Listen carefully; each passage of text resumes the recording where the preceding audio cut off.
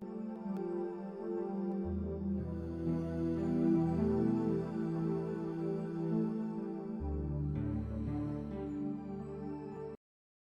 hello, welcome to review 4 of episode 4.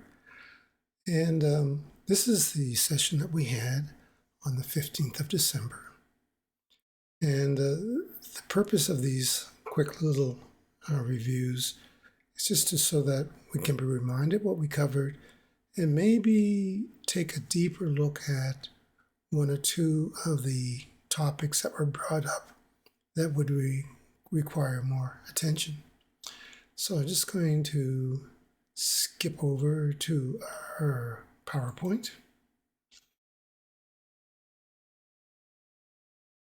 Now, the two areas that I'd like to just review and maybe drill into a little bit more. In the session on the 15th, we looked at the 18 modes of thought, and we expanded that from the original 6. And we just want to sort of review that a little bit because it's basically the important, because when we meditate, we will be receiving information through one or more of these 18 modes. And depending on which modes is being brought to our attention, it will be indicating the source.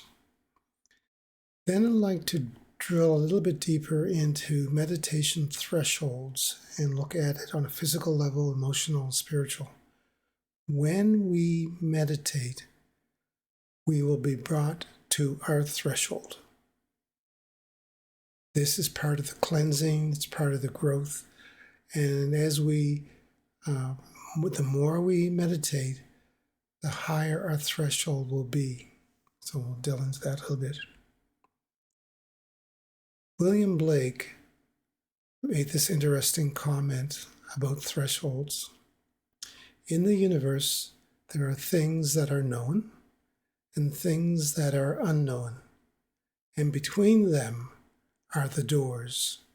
So the thresholds are the doors to our unknown, to our growth, and to our change.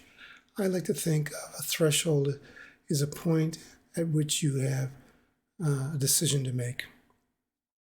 You can go through the threshold, which is into the realm of the unknown and change, or you can back away from the threshold. And we talked briefly in our session about what happens when you're in a discussion with someone and they get triggered. They hit the threshold.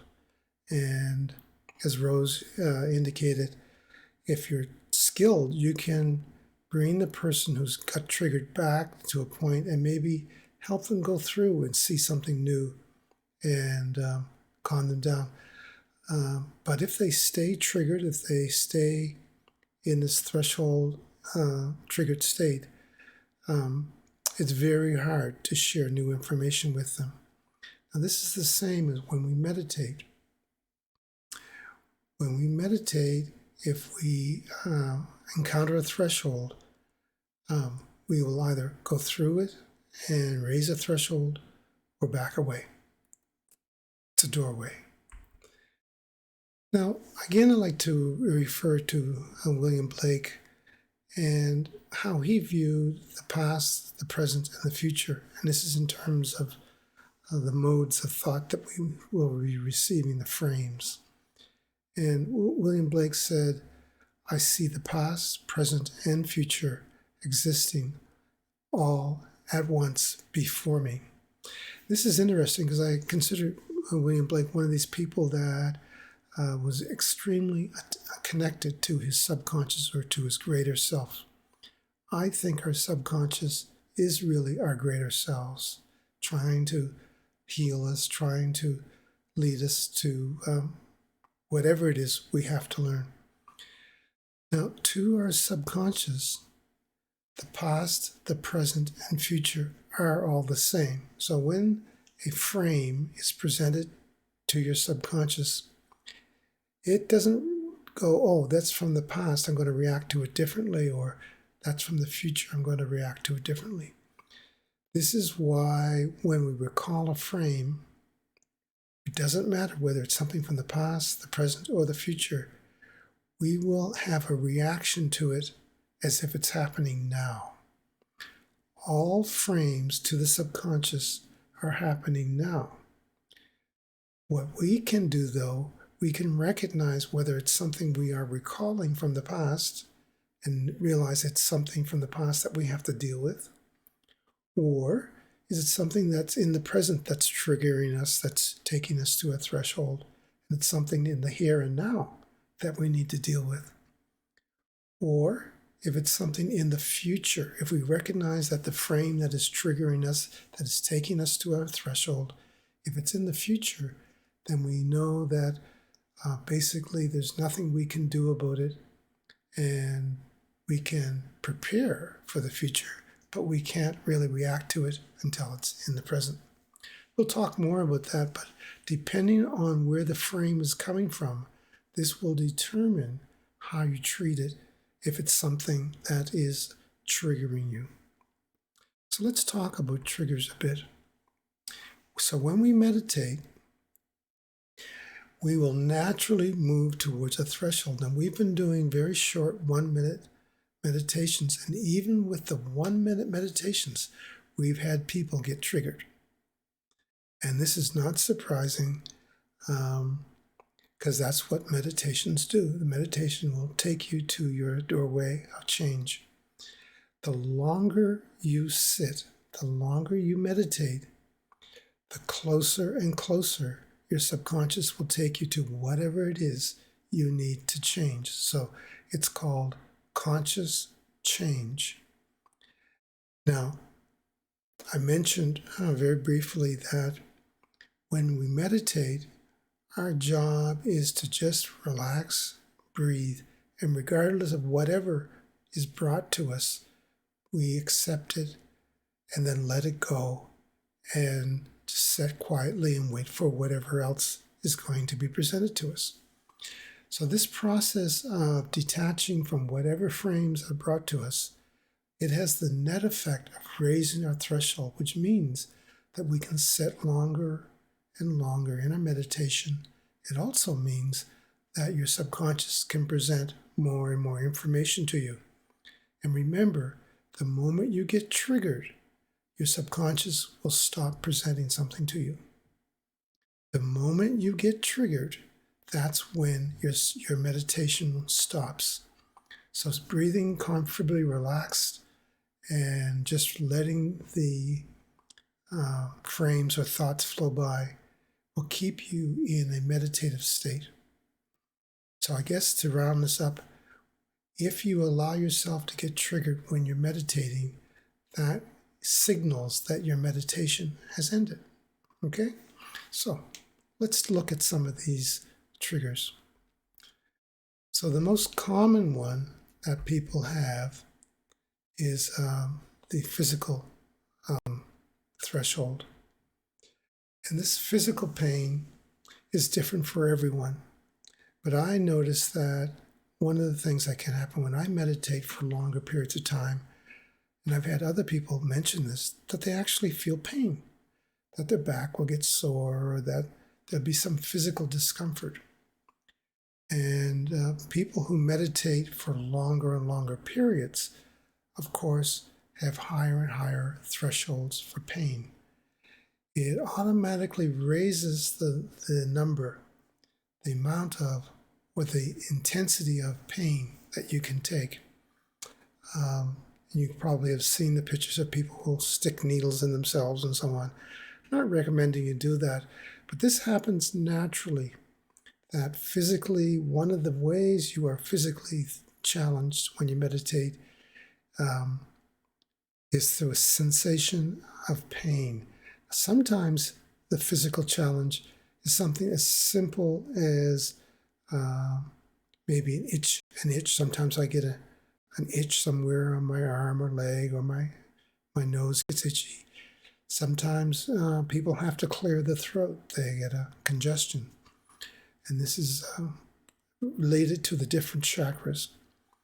So the physical sensations you have will take you to a threshold. And at some point, particularly if you're new to meditation, you may physically feel you can't sit any longer, and it may be perceived as a pain. Now, here's the interesting thing. This pain or this sensation that you're feeling as a threshold when you're meditating goes away when you stop meditating. I noticed this early in my practice, that when I was feeling the tension and the pain in my body, I said, oh, I can't sit any longer. The moment I came out of my meditation, that pain that made me stop meditating is gone. Another type of threshold that you might encounter is emotional. There may be some material that will present it to you that may make you feel happy or may make you feel sad. But remember that whether it's a happy feeling or a sad feeling, it's still taking you to a point of change. And really what you want to do is not get extremely happy or not get extremely sad. It's a condition in Chinese medicine where someone is excessively happy, where they are almost to the point of being out of control happy, sort of uncontrolled laughter. And that's actually a condition, right? It's the same thing when someone is excessively sad and they can't control their sadness.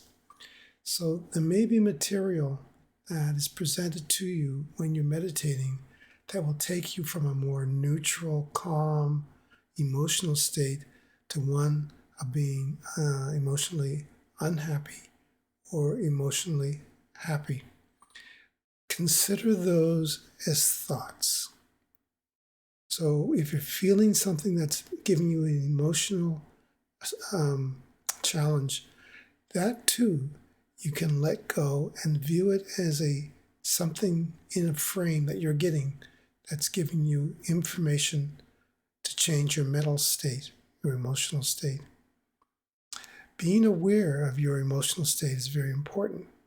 So during our sessions, I will be asking you to sort of rate yourself on a scale of 1 to 5, 1 being very sad, 2 being not very sad, 3 being neutral, 2 being happy, and 4 being happy, and 5 being really happy. So not that that scale means anything here, and when you're looking at it, it goes from 0 to 100%. You can do it in whatever number of steps. I like 5 because 3 is the neutral. So 1 and 2 are sort of on the sad, 3 and 4 on the happy, and 3 is neutral. When you sit down, you might feel neutral. Something is being presented to you that's making you feel not neutral, either on the sad side or on the happy side. This too is a threshold, and these thresholds will be presented to you as you meditate. And then another threshold that we tend to encounter is a spiritual threshold. And the spiritual threshold is an interesting one because for me, it's more a sense of knowing, a sense of being at peace. But for you, it could be something else. The spiritual sensation when you're being brought to your threshold, perhaps the only guide I can give at this point is that it's not a physical sensation you're having, and it's not an emotional one. It's on another level. It may be a sense of self, a conscious one. We'll talk more about this, but the steps of arriving at a threshold are very, very important, and it's important to realize when you reach a threshold. If you do not realize that you are either at a physical, emotional, or spiritual threshold, you may automatically back away from that growth point. Now you have a choice. You can always back away, and we will be going into that in greater detail. What happens when you're at a threshold point? Okay? Well, that's a bit it for the review, and I tried to keep this short, or just under 15 minutes. So we will be having these little reviews on a regular basis. So thank you and see you in the session.